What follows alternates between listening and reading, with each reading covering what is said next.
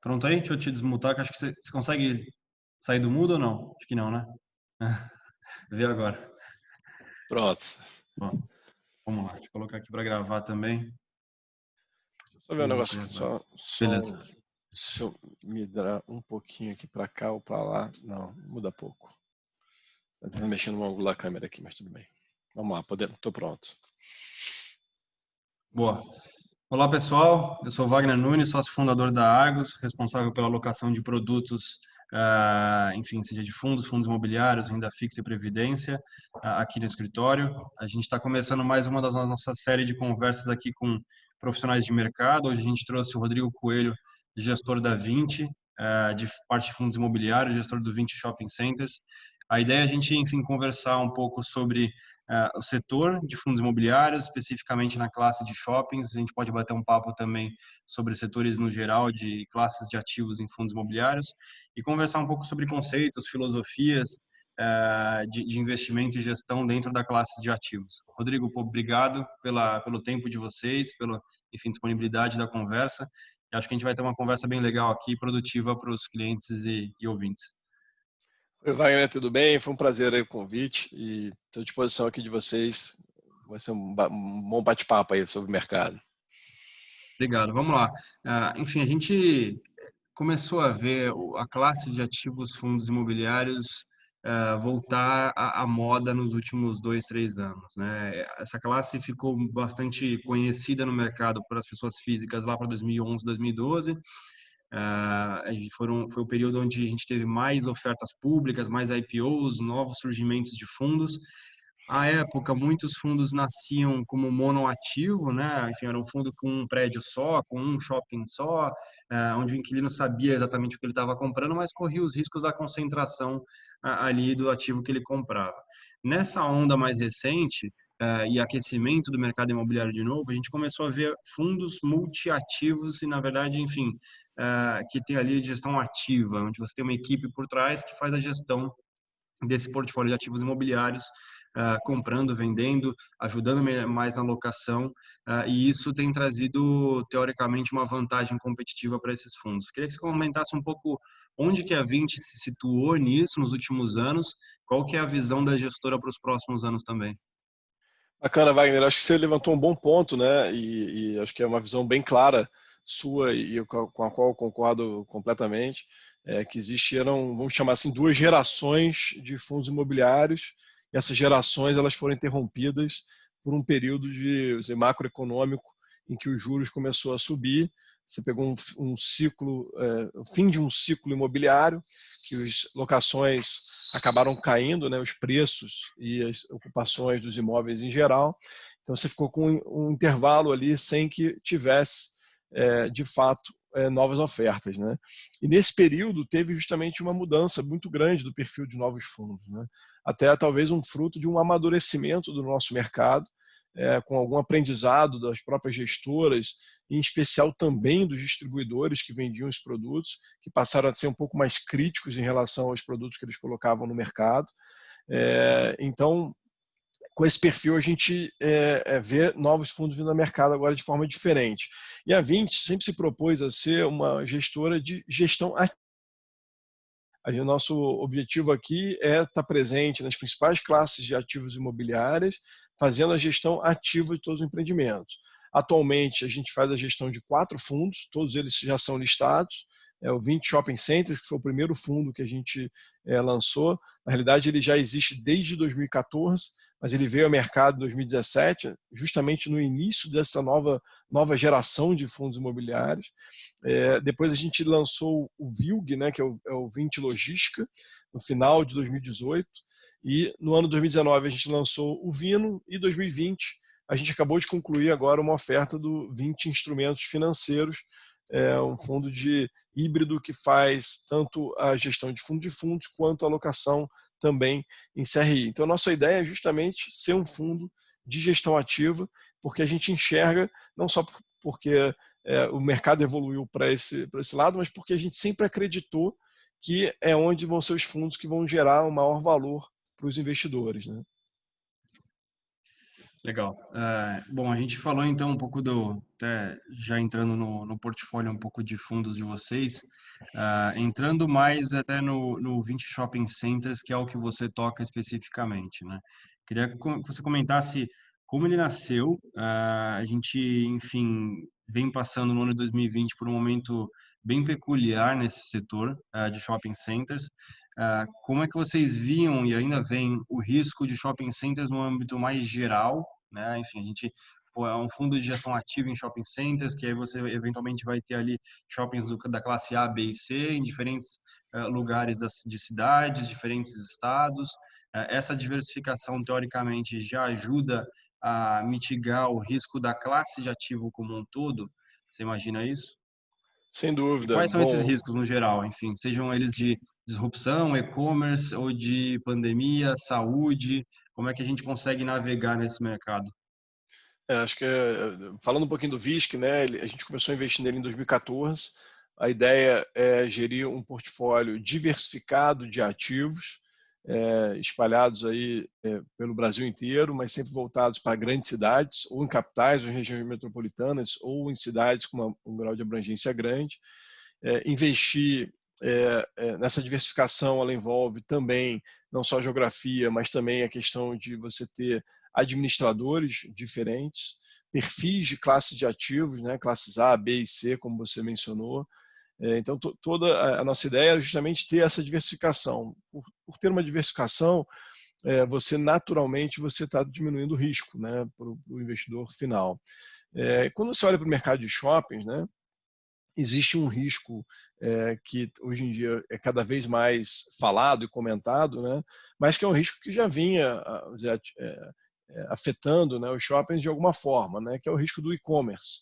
Quando você Uhum. olha especial no mercado americano, né, o e-commerce fez um estrago grande nos shoppings nos Estados Unidos, muito antes aí da pandemia existir. Mas aqui no Brasil, os shoppings têm uma característica que se diferem bastante dos Estados Unidos, né? Os shoppings são localizados nos grandes centros urbanos, próximo das regiões onde as pessoas moram e trabalham.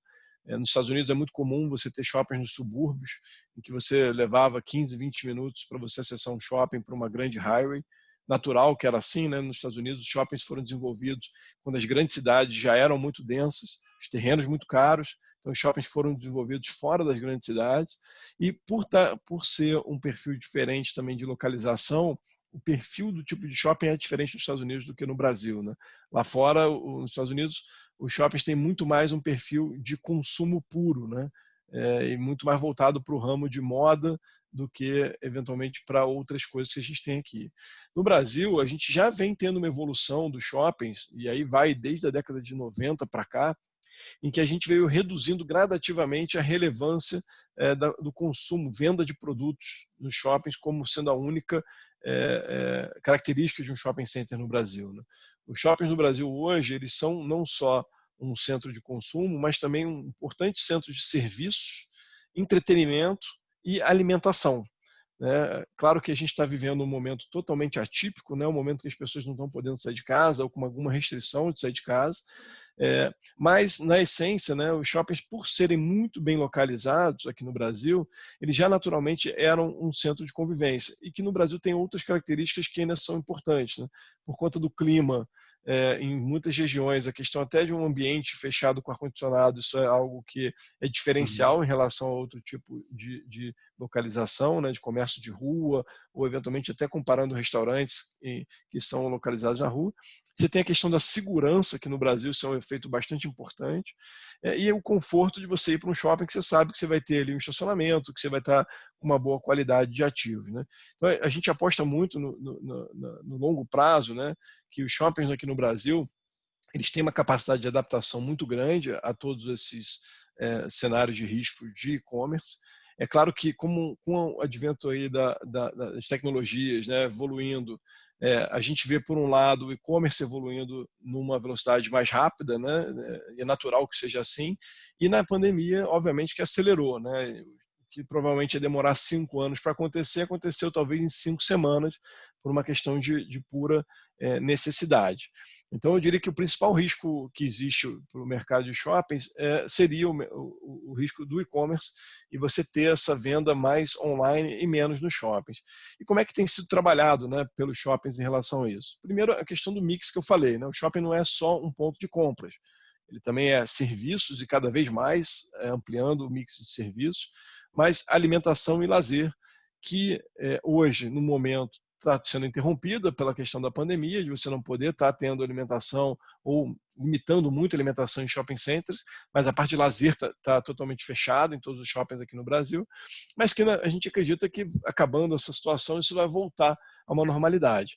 Mas acho que a grande defesa dos shoppings aqui, para esse cenário, ela é uma defesa por conta da localização.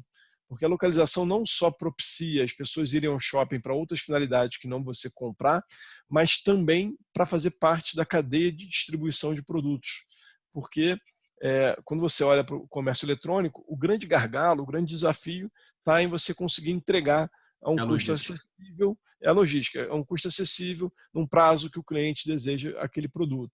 E o shopping tem um diferencial em relação a isso nesse processo, porque o shopping está localizado justamente onde as pessoas moram, onde as pessoas compram, onde elas moram e trabalham, a grande maioria dos shoppings no Brasil. A gente fala 95% dos shoppings no Brasil são localizados com essa característica. Claro que você vai ter exceções, você vai ter shoppings fora dos grandes centros, mas isso literalmente são exceções. Então, essa localidade estratégica dos shoppings fez já, na verdade, os shoppings se destacarem já e se moverem nessa direção do e-commerce também. E onde é que a gente encaixa o shopping nesse cenário, né? Você tem algumas formas de encaixar. Você tem a questão da própria loja, fazer esse trabalho que a gente chama de omnicanalidade, que é integrar a cadeia de vendas online com a cadeia física, né, de entrega. Para o cliente, acho que cada vez mais ele não vai enxergar a questão do e-commerce ou do varejo físico. Ele vai enxergar o seguinte: eu quero comprar um produto. Eu posso comprar online ou posso comprar na loja. Eu posso receber na minha casa ou eu posso ir no shopping retirar esse produto. Ou fazer a compra, ou experimentar esse produto, dependendo do caso. Isso está migrando a partir dos lojistas, no primeiro momento, integrando as suas cadeias de online com offline. Então a gente vê Americanas.com, Magazine Luiza, os grandes varejistas fazendo esse processo. Em segundo momento, a gente começou a ver os próprios shoppings fazerem os seus marketplaces, né? Se você for olhar o que é um shopping, o shopping sempre foi um marketplace, na verdade, né? Ele é um local em que ele oferece para os lojistas estarem para acessarem os consumidores finais. Nada mais é do que um marketplace, só que ele era um marketplace puramente físico. E agora ele está migrando também para o online. A gente começa a ver algumas redes produzindo seus próprios e-commerces dos shoppings, e aí é uma coisa do shopping em si, não daquele lojista, e aí você vai conseguir acessar os produtos que são vendidos nos shoppings com uma capacidade de entrega muito rápida, né? Porque como o shopping está próximo das pessoas, ele consegue a um custo barato entregar eventualmente no mesmo dia ou em algumas horas, ou no máximo um dia depois, ou alguns dias depois. Então a competitividade do shopping é muito grande nesse sentido, e isso faz com que o shopping seja protegido para um cenário mais de médio e longo prazo, né? É claro que, olhando para o curtíssimo prazo, a gente tem o risco que está acontecendo da própria pandemia, né? Que fez com que os shoppings fechassem, fez com que os lojistas não pudessem operar, e você vai ter dificuldade, alguns lojistas aí que vão ter dificuldades financeiras. Então a gente tem um período aí de curto prazo em que as receitas dos shoppings já vêm caindo e vão continuar no nível mais baixo do que elas eram antes da crise. Necessariamente os shoppings estão tendo que conceder descontos para os lojistas, estão trabalhando com um nível de inadimplência, tolerando um nível de inadimplência mais alto do que se tolerava antes, né? Um mercado normal, o lojista ficou inadimplente, você entrava com uma ação de despejo para tirar aquele lojista. Sim. No mercado do jeito que a gente está, a ideia é tentar sentar na mesa com o lojista, enxergar uma solução, construir uma solução conjunta para que aquele lojista consiga sobreviver àquela crise e o shopping saia fortalecido da crise e não fragilizado, né? Então a ideia, nesse primeiro momento, talvez seja abrir mão um pouco dessa receita de curto prazo para não perder o médio e longo prazo para aqueles lojistas. E, naturalmente, alguma vacância a mais a gente vai enxergar nos shoppings. lojistas vão morrer pelo caminho, infelizmente é o resultado dessa crise que pegou o mercado de varejo de uma forma muito forte, e aí aqueles que não estavam muito preparados para passar por esse período, né? Acho que ninguém se imaginava que isso podia acontecer, mas talvez uns estavam mais preparados do que outros para uma situação extrema como essa. E aqueles que não estavam muito preparados vão enfrentar dificuldades, eventualmente vão ter seus negócios fechados, vão reduzir o número de lojas, isso vai ter uma vacância, e aí você vai demorar um tempo um pouco maior, porque naturalmente a gente está enxergando uma crise econômica, né? Na crise as pessoas deixam de investir ou de expandir, então você vai demorar um pouco a retomar, então você tem a queda das lojas agora, depois você começa a retomar um pouco mais para frente. Mas o importante para nós é olhar o médio e longo prazo e enxergar a função de um shopping. E a gente enxerga ele como um ativo bastante estratégico dentro da cadeia de varejo no todo, e muito forte se você tiver um equipamento bem localizado, um equipamento que tenha um mix que atenda seus clientes do jeito que você quer, mas sempre oferecendo essa complementaridade de serviços, alimentação e lazer. Legal. Queria dividir essa conversa, talvez, até um modelo novo que a gente vai testar aqui, em 3 partes. Uma parte mais para leigos, né? Enfim, um básico sobre fundos imobiliários de shopping. Depois a gente vai para o intermediário, depois a gente vai para perguntas um pouco mais avançadas. Mas antes da gente seguir nesse modelo, eu queria só voltar no assunto que você tocou sobre uma eventual vacância dos shoppings, eventualmente, que, enfim, vocês fazem gestão ou no geral, e também sobre esse modelo de que o shopping vai começar a servir para auxiliar nessa parte mais logística dos lojistas ou da distribuição de produtos no geral. Sobre a vacância, a gente tem visto alguns chopeiros, né, que são os donos do shopping, comentarem que, claro, é uma situação muito ruim, mas, por outro lado, até o começo do ano passado, eles viam muita demanda de grandes redes por locação nos bons shoppings, só que faltava espaço, porque o shopping já estava com pouquíssima vacância. E essa pouquíssima vacância veio eventualmente de aluguéis feitos por pequenos lojistas, pequenos empresários que abriram suas lojas nos shoppings nas últimas crises e ficaram lá até agora. Isso, enfim, infelizmente pode acabar causando um movimento de saída dos pequenos lojistas que abriram pequenas lojas, franquias, etc., porque não conseguiram suportar e, enfim, sobreviver à pandemia, para a volta de grandes redes e grandes marcas aos shoppings, porque, enfim, não tinha mais esse espaço e, eventualmente, esse espaço está vago novamente. E aí uma segunda pergunta, logo além disso, sobre a parte da logística, né? Você comentou que os shoppings têm feito seus próprios marketplaces. Você acha que esses marketplaces dos shoppings, não comentando dos lojistas em si, uma Centauro da vida que vai vender ali, entregar no próprio shopping, vai, enfim, servir ali como um centro logístico. O marketplace dos shoppings em si vai conseguir competir com, sei lá, Lojas Americanas, B2W, Ponto Frio, que tem no Mercado Livre, que já são marketplaces online de qualquer forma? 2 perguntas em uma ali, tá? Sobre a vacância e sobre o marketplace.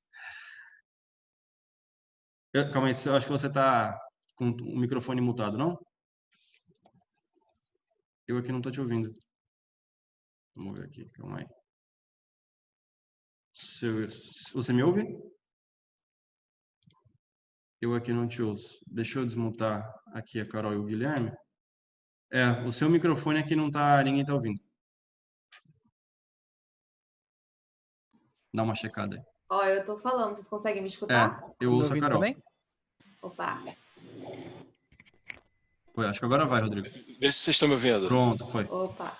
Deu algum pau aqui no microfone, peço desculpas aqui. Nada. Bom, então, em relação à sua primeira pergunta, né, da questão da vacância, os shoppings vieram se recuperando de uma crise econômica que a gente teve no Brasil fortíssima ali em 2015, 2016, né, em que a gente teve a pior queda de PIB até então, né, até essa pandemia tinha sido a pior queda de PIB em 2 anos consecutivos da história do país. E naquela época da crise, a gente teve um aumento da vacância, e essa vacância vinha reduzindo ano após ano, e de fato o que a gente via nos shoppings era uma vacância residual. Eu não sou muito da teoria de achar que os grandes lojistas tinham saído dos shoppings porque não tinham espaço. Eu acho até que você tinha, olhando para frente, quando se projetava, você tinha um cenário muito favorável para os shoppings, que era uma demanda muito crescente de lojistas por espaços em shoppings, e a gente via pouco espaço disponível para eles. Então, acho que isso para um shopping é algo super favorável. Você tem demanda e oferta, né? Então, se tem mais gente querendo entrar no shopping do que espaço, significa que você pode cobrar mais alto dos lojistas, e aqueles que não estiverem dispostos a pagar vão ser substituídos por aqueles que estejam dispostos a pagar. O que eu acho que vai acontecer agora na crise é que talvez o efeito que você comentou ele vai existir de ter um número maior de grandes marcas, mas porque as menores e os que eram mais amadores ou pequenas empresas que não tinham grandes capitais de giros vão acabar ficando pelo caminho nessa crise. E aí, naturalmente, você vai ter um espaço para algum tipo de consolidação, empresas ocupando espaços maiores e aí disputando esse espaço. Como eu acho que a gente teve um aprendizado na crise, né, em que 2014, 2015, 2016, que é melhor você, numa crise, você abrir mão de um resultado de curto prazo, mas você manter aquele lojista ali operando, olhando médio e longo prazo, porque no final, quando você perde um lojista, no meio de uma crise é muito difícil você repor. Porque, naturalmente, a primeira coisa que as empresas fazem em geral, os lojistas, varejistas não são diferentes, é segurar a expansão. Na crise, ele passa a olhar para a sua própria operação, tenta reduzir custos, virar mais eficiente, mas todo mundo fica preocupado de investir. Então, nesse momento, eu imagino, né, olhando para frente, que isso vai acontecer a mesma coisa aqui. Os lojistas, de alguma forma, vão segurar os planos de expansão que eles tinham. Às vezes, marcas que estavam querendo crescer mais fortemente, talvez posterguem as expansões de 6 meses, um ano, até para refazer seu fluxo de caixa interno. E aí sim, depois você volte a uma normalidade. Então, é natural que nesse momento você enxergue uma perda de logística, uma dificuldade de reposição. Então, os shoppings vão fazer o máximo que eles puderem para tentar chegar a acordos para os lojistas que façam sentido e façam com que eles permaneçam nos shoppings, mirando aí um médio e longo prazo. Ou seja, você abre mão de uma receita agora, mas você tem aquele lojista com você como uma parceria mais de médio prazo. Em relação à questão do marketplace, acho que é uma pergunta super interessante, e a grande verdade é que não existe uma resposta clara sobre como é que vai se dar essa competição entre o e-commerce do próprio varejista com o eventual e-commerce do shopping. O que acho que é mais provável, na minha visão, é que as coisas vão ser complementares, né? É difícil de imaginar que o e-commerce de um shopping ele vai conseguir vender produtos melhores do que, por exemplo, Americanas.com, a Magazine Luiza, das seus próprios produtos, né? O que eu quero dizer com isso? É difícil você botar um marketplace do shopping e colocar produtos das lojas americanas para vender ali dentro do marketplace do shopping. É muito provável que a Americanas não entre no marketplace do shopping e a loja Americanas não funcione dentro do marketplace. Mas você vai atingir todos aqueles outros lojistas que eventualmente não têm os seus próprios marketplaces, não têm suas plataformas online de vendas e que gostariam de aumentar a sua capacidade de poder vender produtos não só para os clientes que vão até o shopping, mas clientes que vivem e moram, trabalham perto da zona de influência do shopping, né? É uma forma de você expandir a sua capacidade de atender cliente. O que a gente viu na crise, né, curioso, né, é muito lojista que era muito refratário à ideia de vender online, passou a vender via WhatsApp, passou a vender via telefone, passou a achar formas que antes eles nunca imaginavam que seria possível, rede social, né, Instagram, tirando pedidos, coisas que não era imaginável você ter antes. E aí isso abriu um pouco a cabeça desses lojistas, de que eventualmente para eles que eram menores, eles não vão ter um site talvez tão robusto quanto uma Magazine Luiza, uma Americanas, mas eles podem estar plugados em alguma plataforma de venda, né? E essa plataforma do shopping, dependendo do caso, a gente já está vendo isso acontecer, e aí por isso que eu falei que a resposta ela é difícil de você afirmar categoricamente qual é o futuro disso, porque a gente está vendo iniciativa de todas as frentes. Você vê alguns grupos de shopping centers desenvolvendo o seu próprio modelo de e-commerce. Então, você tem Iguatemi, você tem Multiplan, você tem a CCP, você tem uma série de administradores de shoppings que estão fazendo a sua própria plataforma. E você tem as plataformas independentes que estão sendo desenvolvidas para atender vários shoppings diferentes. E você tem um terceiro case, que acho que é onde tem tido mais assuntos, aí talvez nas últimas semanas, de novidades, que é uma competição entre Amazon, Magazine Luiza e B2W, né, que é a empresa dona da Americanas.com, para trazer os lojistas para dentro dos marketplaces que eles já têm. como é que funcionaria isso? Então, você iria no site da Americanas.com, da Amazon ou do Magazine Luiza, ia colocar lá, por exemplo, a gente dá um exemplo aqui de um shopping no nosso portfólio, Iguatemi Fortaleza. Você entraria, se ele entrasse dentro de uma dessas plataformas, você colocaria Iguatemi Fortaleza para todo mundo que mora em Fortaleza, sabe as lojas que tem naquele shopping, os produtos vão estar lá disponíveis. Esse é o modelo que as lojas estão entrando, estão fazendo parcerias, as plataformas de e-commerce estão entrando, fazendo parceria com shoppings para alguns casos, né? Então não tem hoje um modelo único em que você enxergue e fale, olha, tem um modelo que é ganhador, esse aqui é o que vai ter naturalmente vai ser vitorioso e só esse que vai prosperar no futuro. Eu acho que é bem provável que tenha uma combinação. Você vai ter alguns marketplaces que vão ser a plataforma online que vai plugar um shopping num desses sites. Você vai ter uma plataforma que já existe hoje, né, que é puramente focada em shopping centers. Por exemplo, uma delivery center que tem investimentos grandes, inclusive da Multiplan, da própria BR Malls, outra tem possibilidade fortemente. E você vai ter os seus shoppings que eventualmente vão ter suas próprias plataformas. Iguatemi entrando muito forte, JHSF está entrando muito forte com isso. E aí acho que vai depender talvez do modelo de negócio. Se seu shopping não for muito forte, eventualmente você está plugado numa grande marca, é melhor porque você vai ter um canal de vendas mais forte vindo do online para acessar seu shopping. Se você já for um shopping muito forte, né, você pegar os grandes shoppings no Brasil, o Guatemi Fortaleza é um exemplo, um Barra Shopping aqui no Rio de Janeiro, um Morumbi Shopping em São Paulo, eles próprios já têm uma capacidade de atrair os clientes, porque o cliente que mora naquela região conhece as lojas, sabe que aquilo ali tem um mix completo de lojas. Aqueles shoppings podem ter as suas próprias plataformas e terem sucesso também. Então isso vai depender, eu acho que hoje não tem 100% claro qual é o caminho que vai prosperar. Legal. Vamos tentar entrar naquele modelo inovador aqui do bate-papo, começar um negócio super, enfim, de baixo até o avançado, né? A gente, enfim, mora num país em que a cultura de investimento em imóveis é muito grande. A gente conhece, ainda mais das gerações, enfim, anteriores, né? Enfim, que gostavam muito de tijolo e aquela teoria de que o dinheiro imóvel não perde valor, né? Então você compra um imóvel ali, coloca ele para alugar, vai ter sempre uma renda ou ele vai estar ali para sempre para você.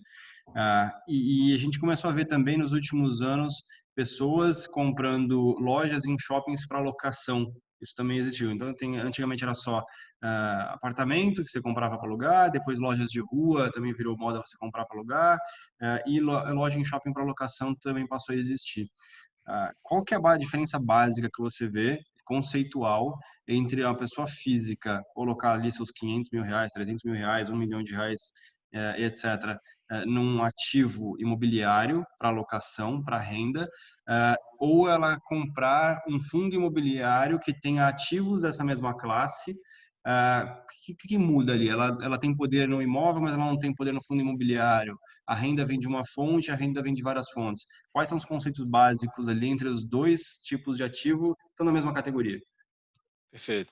Bom, acho que tem algumas características que diferenciam bastante e que, na minha visão, elas geram uma vantagem muito clara de você investir através de fundos imobiliários e não ter imóveis diretamente, né? A primeira delas é a questão do tamanho do investimento, né? Quando você quer fazer um investimento num imóvel, quem decide o tamanho do seu investimento é o imóvel e não você, né? Você quer, eu quero investir 100 mil reais e quero comprar um apartamento numa região valorizada. Itaim, em São Paulo. Em São Paulo. Você não vai conseguir comprar. Então, é o imóvel que define quanto é que você precisa de investimento. Você quer investir cota de um fundo imobiliário, você que a partir de 100 reais, dependendo da cotação de um fundo, você consegue comprar cota de um fundo que tenha participação em N ativos, né? E que esse ponto já deriva para um segundo ponto, que é a diversificação. Então, com a mesma quantidade de dinheiro, você consegue diversificar muito mais o seu investimento via um fundo imobiliário do que via um investimento direto em imóvel, né? Com 100 reais, eventualmente, se você comprar a cota do VISC, né, que eu sou responsável pelo fundo, você vai estar investindo indiretamente em 13 shopping centers atualmente, né? A gente espera crescer o fundo no futuro, mas atualmente 13 shopping centers espalhados no Brasil inteiro. Que, por sua vez, são donos de mais, sei lá, 50, 100 lojas cada um. Tem shoppings que tem 450 lojas. Então, no final das contas, você com R$ 100 você consegue atingir esse investimento nisso que você não conseguiria com uma diversificação muito interessante. A outra questão é a gestão do ativo imobiliário, né? Um imóvel ele é muito bacana enquanto ele está locado e o inquilino não te dá dor de cabeça, né? A partir do momento em que você tem, e aí vale para o residencial, vale para o comercial, para qualquer tipo de locação, o inquilino pode deixar de pagar o aluguel, o inquilino pode ter um problema no imóvel e que você seja aturado, Responsabilizado. né? Você vai ser trazido, no mínimo, para entender o que aconteceu, para tomar uma decisão e fazer alguma coisa, uma benfeitoria, algum tipo de conserto no Manutenção. imóvel, manutenção. Certo. Quando você tem um fundo imobiliário, você tem um gestor profissional que está fazendo isso para você. A outra característica é a questão também da liquidez, né? Quando você quer tomar uma decisão de investir num imóvel, entre você selecionar o imóvel, negociar, comprar, ou na outra ponta de você vender, você está falando aí de um horizonte de tempo, se você for ágil, 1 mês, 2 meses, pode levar alguns anos, eventualmente, dependendo do tipo de imóvel. Uma cota de um fundo imobiliário, se ela tiver negociação em bolsa com liquidez, dependendo do tamanho do investimento, ela pode levar segundos entre a tomada de decisão e a saída, num custo por transação muito mais barato, né? Um imóvel você tem um imposto de transmissão, que é o ITBI, você tem custos de cartório, se você tiver um advogado, você vai estar pagando esse custo. Se você investir via uma cota de fundo na bolsa, você vai ter um custo de corretagem que é um custo muito baixo. Se você entrar numa oferta, eventualmente nem custo de corretagem você tem. Então, para o todo, é um custo de transação muito menor. E, por fim, acho que a última característica é a questão tributária. E aí depende muito do como é que a pessoa está estruturada, mas quando você olha um fundo imobiliário, toda a renda de aluguel, quando ela é distribuída para o investidor, pessoa física, tenha menos de 10% do tamanho daquele fundo todo, ele é isento de imposto de renda. Então, se você quiser comparar, né, investir num portfólio de lojas com dinheiro próprio ou investir num fundo que tem um portfólio de lojas, a diferença, se você tiver na pessoa física, é de 27,5% de Sim. diferença. Então, é uma diferença Total, né? muito, muito considerável. Então, por todas as características que o mercado de fundo imobiliário vem se desenvolvendo muito fortemente, com uma presença inicialmente mais forte de pessoas físicas, por conta até do benefício fiscal, mas se tornou um instrumento tão eficiente que hoje ele é acessado por investidores institucionais, né? Grandes fundos de pensão, gestores de fundos de ações, que enxergam aqueles fundos como uma fonte interessante de ter bons retornos para os seus capitais, né? Então, Uma das diferenças também, assim, tudo tem seus prós e contras, né? Acho que no imóvel, quando você compra ele diretamente, você pode pintar o chão de vermelho que ninguém vai reclamar porque o imóvel é seu. No fundo imobiliário você já não consegue fazer isso. Como é que funcionam nos fundos imobiliários a tomada de decisão pelo investidor? Assim, a quando que ele pode ser chamado a dar o seu voto, dado que ele é um cotista de um condomínio ali de investidores, né? Ele vai ter sua porcentagem, ele é dono ali dentro do fundo. Em que tipo de decisões o cotista é chamado para dar o seu voto ali e decidir junto? São questões mais relevantes, grandes, tipo venda do portfólio inteiro dos ativos, cisão do fundo? Normalmente, como é, isso funciona? isso depende um pouco de fundo para fundo, tá? Isso, em tese, é estabelecido via o regulamento do fundo, o que são matérias que a gente chama de assembleia, né? Que Uhum. demandam uma assembleia, mas você tem alguns aspectos que são da legislação, né? Então, por exemplo, tem uma cláusula de conflito de interesse. Se o gestor do fundo, o administrador do fundo, tiver na gestão dele fazendo algo que implique em algum potencial conflito de interesse, por exemplo, fazer negócio com partes relacionadas, seja comprar o imóvel, alugar um imóvel para partes relacionadas, aí é uma questão de legislação, você é obrigado a convocar uma assembleia e ter deliberação de 25% dos cotistas, se o fundo tiver mais do que 100 cotistas. Então, ele tem esse poder de, pelo menos, em uma situação dessa. A outra coisa que depende também é a questão de novas emissões de cotas do fundo, né? Você tem uma questão que chama de capital autorizado, que é um limite que o regulamento do fundo dá para o gestor e para o administrador fazer novas emissões de cotas. A partir daquele limite, o gestor sempre tem que convocar uma assembleia para poder deliberar uma nova emissão de cotas. Outra coisa, para compra e venda de ativos, normalmente os fundos de gestão ativa, o propósito é justamente o gestor comprar e vender ativos, então ele tem um mandato pelo regulamento para fazer isso sem ter interferência ou necessidade de aprovação prévia de gestores. Mas dependendo do mandato do fundo, se forem fundos de gestão passiva, monoativos, essas decisões elas acabam sendo levadas a assembleias de cotistas. E nada impede, né, de um gestor, eventualmente, querer convocar uma assembleia para ter a opinião dos seus cotistas sobre um determinado assunto, mesmo que no regulamento isso não seja necessário, né? Então, se tiver uma transação que o gestor, de alguma forma, fique desconfortável de tomar a decisão sozinho por uma mudança qualquer estrutural do fundo, ele pode convocar essa assembleia.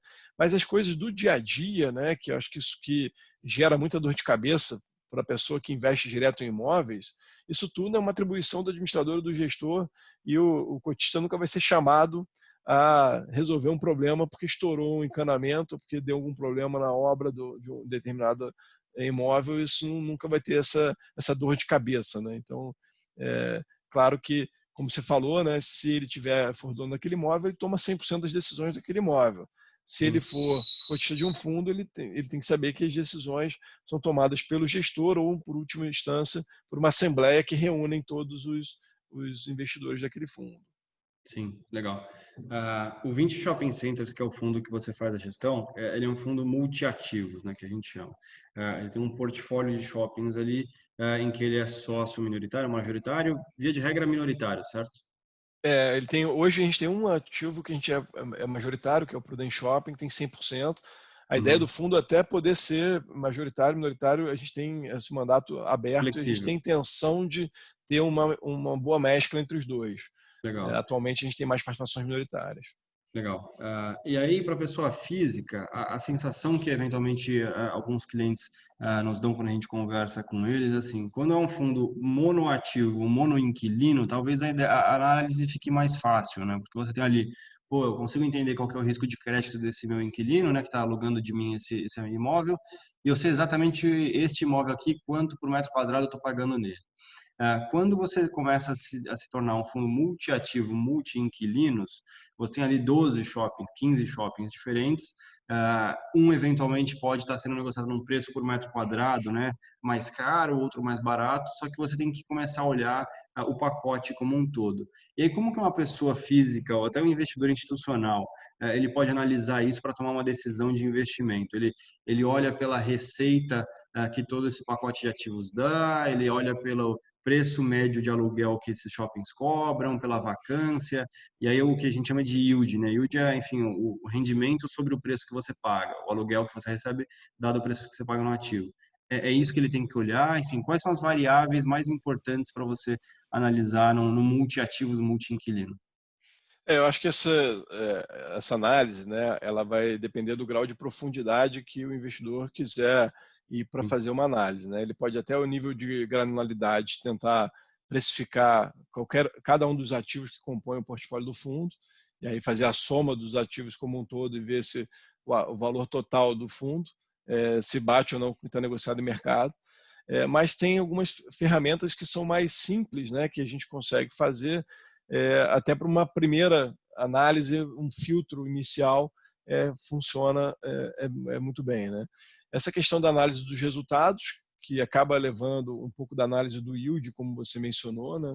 Você enxergar os resultados que o fundo vem distribuindo daquele portfólio, e aí você entender sobre o preço da cota atual, quanto é que aquilo ali gera de retorno para o investidor, um yield sobre o valor que você está comprando aquela cota. Claro que você tem que sempre tomar cuidado, né? A gente está vivendo um momento agora de mudança, né? De disrupção em relação à questão da pandemia. Então, você tinha os shoppings que vinham recebendo os aluguéis normalmente, no dia para a noite os shoppings ficaram fechados, você parou de receber o aluguel daquele momento. Então, não dá para você olhar para trás e replicar para frente o que é aquilo. Mas num cenário normal, de tempos normais, é uma métrica muito usada no segmento de shoppings, até porque historicamente os shoppings sempre vinham crescendo os resultados. Então, você olhar o resultado para trás, você tinha uma boa base largada para você projetar para frente o que era crescimento. A gente tem uma premissa interna que a gente costuma usar, que os shoppings, na média, eles deveriam andar pelo menos igual ao PIB, no país. Se você olhar historicamente, os shoppings andaram muito mais do que PIB. A gente acha que conservadoramente, olhando para frente, deveriam andar conforme o PIB, ou seja, o crescimento das receitas nos shoppings deveriam ser conforme o crescimento de um PIB. Agora, tem outras coisas que podem ser olhadas também, né? Os shoppings e os fundos em geral, eles têm a obrigatoriedade de periodicamente fazer laudos de avaliação para avaliar o valor patrimonial, né? E você tem empresas especializadas que são contratadas pelos gestores dos fundos para fazer a avaliação dos imóveis e geram o valor patrimonial. Seria uma análise um pouco mais... Quanto é que vale o tijolo daquele fundo, né? E aí a soma dos valores patrimoniais de cada um dos ativos compõe o valor patrimonial do fundo como um todo. E aí você compara isso com o valor de mercado das cotas. Então, só para dar um exemplo numérico, hoje, por exemplo, a cota do VISC, ela está sendo... ela patrimonialmente, né, ela tem o valor de 121,30 aproximadamente, e na bolsa hoje está negociando a R$103,10. Então significa aí que a gente está falando que as cotas do fundo do VISC estão negociando com desconto de 15% em relação ao seu valor patrimonial. Isso, quando você olhar no segmento de shoppings, essa relação, né, que ela é menor que 1, historicamente ela era ao contrário, ela era normalmente 110, 115, 120%, né? Ou seja, os fundos negociavam com ágio em relação ao valor individualmente dos seus tijolos. Por conta da crise, a gente está vendo essa relação inverter. Mas pelo menos numa análise relativa, essa é uma análise interessante de ser feita, porque você coloca todos os fundos em perspectiva, que olhando sempre o valor patrimonial daquela cota sobre o valor de mercado. Essa é uma outra visão de olhar, e até que nesse momento da crise, talvez uma métrica melhor do que olhar para o yield, porque como as receitas de locação vão estar comprometidas no curto prazo, você olhar o valor patrimonial é algo que é uma referência boa de ser utilizada, e você entender se aquilo ali está com ágio ou deságio, quanto que está com deságio em relação ao valor patrimonial. Acho que também é uma outra métrica boa. O importante é o seguinte, as informações estão disponíveis para os investidores, né? Então, aquele investidor mais sofisticado que quer fazer análise de ativo a ativo, por exemplo, no nosso fundo do VISC, você entra no nosso site, né? A gente tem a página 20fi.com, você entra no site específico do VISC, você tem lá todo o laudo de avaliação dos ativos aberto. Então, se ele quiser olhar e falar quanto é que vale o imóvel, o Iguatemi Florianópolis, por exemplo, do nosso portfólio, vai ter um laudo de avaliação ali, ele vai olhar e ver, olha, dentro do portfólio do VISC, o patrimônio dele tem essa parcela aqui que é do Iguatemi Florianópolis. Deixa eu ver as métricas. Tem lá, o avaliador usou a métrica dele, fez um fluxo de caixa, trouxe valor presente, usou uma taxa. Então, se ele quiser olhar, ele pode olhar isso. Tem a planilha de fundamentos, né, que é uma coisa que a gente disponibiliza para você ver o histórico todos dos indicadores operacionais, indicadores financeiros. Mas uma coisa que eu recomendo a todos os investidores a fazer é sempre estar seguindo o fundo, olhando, cadastrando-se no mailing dos gestores, dos administradores dos fundos, porque ali você vai estar recebendo informações online do que está acontecendo, fatos relevantes, comunicados, e sempre que puder, ler os relatórios mensais gerenciais. Ali você tem informações que são muito úteis. Geralmente os gestores têm melhorado a qualidade das informações desses relatórios.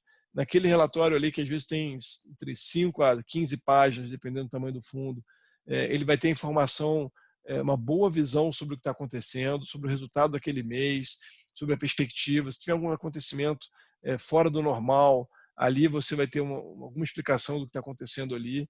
E aí procura os gestores, você também tem um canal de RI dos fundos, manda e-mail se tiver dúvida, quer informação. Os fundos têm melhorado isso, e é uma das premissas que a gente usou quando a gente vê mercado com os fundos imobiliários da 20, de ser diferenciado em relação à plataforma de relação com investidores. A gente tem uma pessoa dedicada para olhar para isso. A função dela é basicamente essa, de ter as informações disponíveis, ter bons relatórios, ter bons materiais, estar conversando com o investidor. Então, é bom que os clientes saibam, né, que eles têm alguém para poder ligar, se tiver alguma dúvida, recorrer, ter acesso à informação. Claro que tem informações que são estratégicas, né? Eu vou dar um exemplo. Você não vai pegar num fundo de escritório e você abrir cada contrato de locação de cada um dos conjuntos que você tem dentro daquele ativo. Se você faz isso, um concorrente seu que tem um prédio vizinho vai saber exatamente o valor da locação, ele sabe por quanto que ele tem que oferecer para tirar aquele locatário de lá, né? Então, essas informações que são mais estratégicas não são abertas, mas essas também não são necessárias para alguém fazer conta e saber se aquilo ali está bem precificado ou não, né? Então, as informações têm hoje bastante disponibilidade no geral para os investidores. Legal. Queria fazer uma provocação aqui, que é um conceito que as pessoas, enfim, tentam, algumas tomam como verdade, outras nem tanto, que é um conceito de se a renda de fundos imobiliários de tijolo, enfim, pode ser escritórios, shoppings, etc., dado que eles têm, né, são contratos de longo prazo vinculados à inflação, reajustes anuais, essa renda pode ser considerada juro real, que é um ganho real para o investidor, ou ela deve ser considerada um ganho nominal, dado que não é certo que, eventualmente, os reajustes vão acontecer sempre, renegociações e etc. Porque isso é uma grande diferença, né? Se você imagina, vamos supor que um investidor ganha 6% de juro real ao ano. Se ele não precisar tirar a inflação dali, são 6% líquido que ele tem no bolso, dá o 0,5% líquido ao mês que ele pode gastar, reinvestir e etc., né? Que vai manter o poder de compra dele. Se for 6% nominal, a inflação for, vamos supor, 3%, o que sobrou para o bolso dele foi 3%. E ele vai ter que deixar os 3 ali, reinvestir, comprar mais cotas e só vai poder gastar 3, entre aspas. Como é que vocês enxergam isso, talvez historicamente, olhando fundos de tijolo? Essa rentabilidade, o yield que a gente chama, pode ser tomado como um juro real, que é quase que dado que vai existir um reajuste pela inflação, ou não? Acho que bacana, Wagner, você trouxe alguns pontos aí interessantes, né, que eu vejo também, assim como você deve enxergar isso, às vezes dúvidas de investidores sobre esses conceitos, né? Quando você olha o contrato de locação, né, aqui no Brasil, por padrão, eles são corrigidos por inflação anualmente. Então, quando você olha para um rendimento que entra na cota de um fundo imobiliário, ele basicamente é a soma dos contratos de locação que você tem nos seus ativos, independente aí de qual classe que a gente está falando, se é escritório, logística, shopping, você recebe são as locações que são corrigidas por inflação. Então, na teoria, com o passar do tempo, você vai ter anualmente aquela correção da inflação. Claro que em momentos como os preços, né, dos ativos, não só para comprar os prédios ou comprar os centros logísticos ou shoppings, mas as locações, elas são determinadas por oferta e demanda.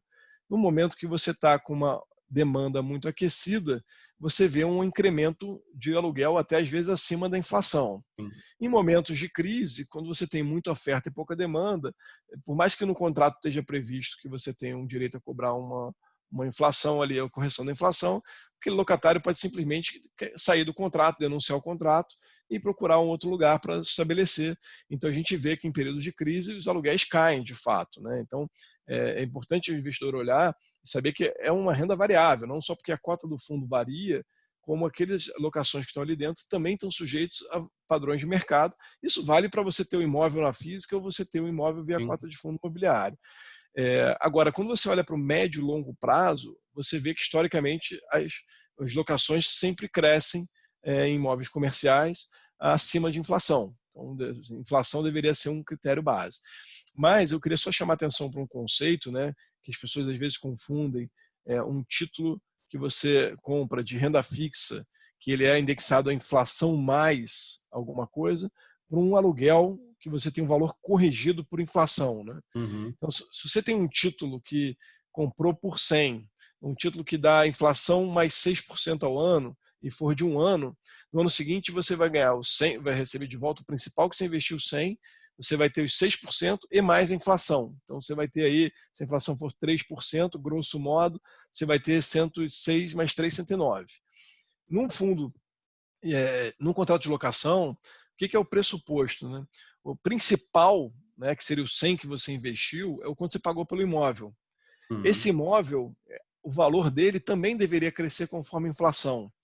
Mas você não tira o imóvel, você não recebe o imóvel de volta daqui a um ano. O que você vai receber é o rendimento sobre aquele aluguel. Então, no final, aqueles 6% que você tinha, ele vai ser corrigido por inflação. Então, o 6%, você vai aplicar 3% em cima do 6%.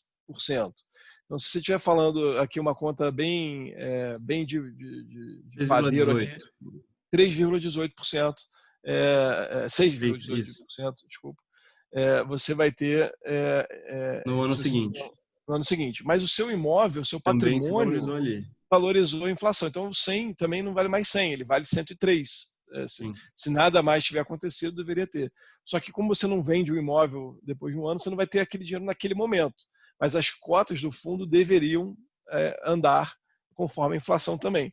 Mas, pelo fato de ser renda variável, você está sujeito a diversos efeitos de oferta e demanda. Então, é um pouco diferente, não dá para você comparar isso com o título de renda fixa, que você tem o componente de inflação e juros real separados e que você recebe no dinheiro à medida que você vai amortizando aquilo, né? Se você for realizando os seus ganhos, vendendo a cota do fundo, você vai ter coisas semelhantes a isso, o fluxo de caixa semelhante a um título de renda fixa, se os preços não tiverem grandes variações de mercado. Mas os preços podem variar e você pode ter ganhos extraordinários ou ter perdas também naturalmente. Legal. Cara, a conversa tá tão boa aqui que o tempo foi passando, eu nem percebi. Já foram 52 minutos já de bate-papo. Vamos tentar, enfim, encaixar uma última pergunta aqui, e a gente faz considerações finais. Queria que você falasse um pouco de futuro, como vocês aí na 20 enxergam essa classe de ativo de fundos imobiliários para os próximos, sei lá, 5 anos no Brasil. A gente sabe que é um mercado muito desenvolvido lá fora, os REITs, né, que é o Real Estate Investment Trust, que são os fundos imobiliários gringos. E lá existe não só laje corporativa, shopping, mas você tem student housing, enfim, moradias estudantis, super moderno também, dentro de fundo imobiliário. Você tem até asilos, hospitais, muito mais do que tem aqui. Tem outras classes imobiliárias que se encaixam em fundos imobiliários lá e que são muito atrativas, eventualmente, para investidores. Como é que vocês veem nos próximos 5 anos esse desenvolvimento do mercado aqui no Brasil? Seja para os que já existe dentro da carteira de vocês, seja para novas possibilidades, novos horizontes? A gente enxerga, acho que esse mercado indo nessa...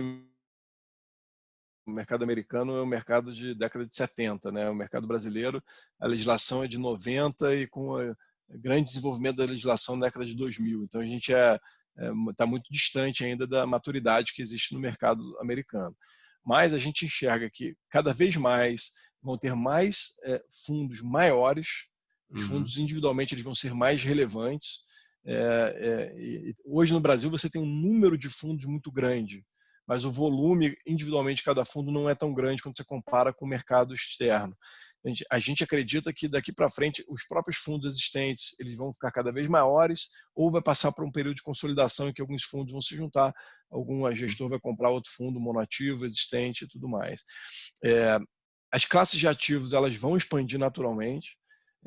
Você mencionou student housing, você mencionou hospital, por exemplo, que tem pouco aqui no Brasil. Tem várias outras classes de ativos, né? Por exemplo, o maior REIT americano ele é um fundo de antenas. Basicamente, espaços locados para colocação de antenas e você ganha renda dessa locação. Isso é uma classe que não existe no Brasil. É provável que em algum momento do tempo isso venha a existir. Nós estamos, né? A gente acabou de lançar o nosso quarto fundo, né? Que como eu falei, a gente teve fundo de shopping, depois de logística, depois de escritório. Agora a gente saiu com fundo de fundos. A gente já tem alguns projetos embrionários aí para frente, pensando em novos segmentos, mas ainda em fases iniciais. A gente espera diversificar essa carteira de fundos que a gente tem por segmentos e também crescer os fundos existentes com ofertas subsequentes, sempre com o conceito de diversificar o portfólio dos fundos. E você aumentando o tamanho do fundo, você gera uma característica importante também, que aumenta a liquidez, né? Os fundos, quanto maiores eles são, mais cotistas têm, mais negociam na bolsa. Isso para o investidor, ele atrai investidores que naturalmente são mais volumosos, né? Você tem grandes fundos de pensão, os fundos de ações, e que é uma outra tendência que a gente acredita, né? Que a gente já vem observando isso há algum tempo. A gente sempre teve essa aposta que o investidor institucional no Brasil não olhava muito para essa classe de fundos imobiliários, mas era uma coisa de ovo a galinha, né? Porque eles não olhavam porque não tinha tanta liquidez. E os fundos não tinham tanta liquidez porque não tinham esses investidores. A partir do momento que foram geradas oportunidades em fundos maiores, mais relevantes, esses investidores começaram a entrar e a gente teve um salto. Tanto que hoje, quando você olha a liquidez em fundo imobiliário da Bolsa, a média de negociação diária ela é 10 vezes maior do que era 4 anos atrás, é 5 vezes maior do que 3 anos atrás e mais do que o dobro do que foi o ano passado. Então, a gente está num crescimento bastante forte e a gente acha que essa liquidez também tende a aumentar cada vez mais, com mais investidores entrando. e a gente enxerga que é um caminho, fundo imobiliário é um caminho sem volta. É natural que eu acho que vai acontecer. As pessoas que no Brasil sempre foram muito acostumadas a ter imóveis como uma forma de proteção de capital, né? Por conta de todos os planos inflacionários que a gente passou na década de 70, 80, 90, e o imóvel sempre foi uma poupança, uma segurança daquele investidor. O fundo imobiliário está se transformando nisso e cada vez mais ser mais frequente nas carteiras de alocações das pessoas, ainda mais com o cenário que a gente está vendo no Brasil macroeconômico de juros extremamente baixos, né? Que é natural também que os investidores comecem a diversificar, buscar um pouquinho mais de risco, e aí é uma outra característica que eu enxergo também por conta da questão econômica, dado que a taxa de juros é muito baixa, você vai começar a ter investidores com apetites para ver com fundos, eventualmente com mais risco do que eles existem hoje. Hoje os fundos são basicamente comprar prédios prontos, comprar logística pronto, comprar shopping pronto. No futuro a gente vai ver mais fundos de desenvolvimento que possam querer correr o risco de construção, de locação, eventualmente fundos de stress, você pegar algum ativo que tem que fazer algum tipo de reposicionamento do ativo. Então vai abrir, acho que, outras frentes que hoje o investidor não teria tanto apetite, mas que naturalmente com esses juros tão baixos você começa a ter espaço para que o investidor possa ter um retorno um pouco mais elevado, né? Sim. Bom, acho que a gente conseguiu cobrir aqui até uma grande variedade de assuntos dentro de fundos imobiliários, né? A gente passou de conceitos básicos, passou do setor dos shoppings, passamos, enfim, para renda nominal ou real. Acho que foi uma conversa super produtiva. Eu queria deixar um tempo ali, enfim, breve para vocês, enfim, se quiser fazer uma consideração final, falar um pouco sobre a Vinci, uma mensagem ali para os clientes e investidores, para a gente encerrar. E desde já eu queria deixar o meu muito obrigado de novo para você, para a Carol, para todo o time da Vinci ali pela disponibilidade e pelo esse tempo que a gente teve de conversa aqui. Acho que foi bastante produtivo. Bacana, Wagner. Mais uma vez, agradeço aí o convite, estar participando. Conta sempre com a gente aqui. Como eu disse, a gente tem uma pegada de estar com relação com o investidor cada vez mais próxima, mais estreita. É importante para nós esse conforto dos investidores, né? Então, a gente está sempre próximo aí de vocês para o que vocês precisarem da gente. Qualquer convite que vocês queiram fazer aqui, vai ser um prazer estar com vocês aqui. E para os investidores em geral, acho que acreditem no mercado de fundo imobiliário como uma forma de você diversificar o investimento, como uma forma de você ter um retorno potencialmente mais alto do que você teria numa renda fixa tradicional, com menos risco do que você tem hoje na bolsa, né, via ações. E procure entender um pouco mais dos fundos, né? Conheçam melhor os gestores, quem está por trás, qual é o fundo, qual é o tipo de ativo. Procure entender qual é a tese de investimento daquele fundo, né? Por que faz sentido investir naquele fundo, né? Quanto mais o investidor estudar, mais ele vai poder entender, mais segurança ele vai ter para comprar a cota de um fundo e ficar tranquilo que, olhando para o médio e longo prazo, ele possa ter um bom retorno sobre aquilo que ele está investindo, né? É importante ter sempre na mente que investimento de renda variável ele não é de curto prazo, né? O investidor deveria estar sempre olhando o horizonte de tempo no mínimo de médio prazo, mas, se possível, de longo prazo. Mas, na minha visão, faz todo sentido ter na alocação dos investidores em geral uma alocação razoável em fundo imobiliário dentro da carteira de cada investidor. Legal. Rodrigo, de novo, muito obrigado. Enfim, obrigado aí também a todo mundo que nos assistiu enfim, conseguiu passar esse tempo aqui com a gente. Obrigado pelo tempo de vocês. E todos fiquem bem aí. Até uma próxima. Valeu, Rodrigo. Obrigado, um Obrigado abraço. a todos. Boa noite. Tchau, tchau. Boa noite. Tchau, tchau.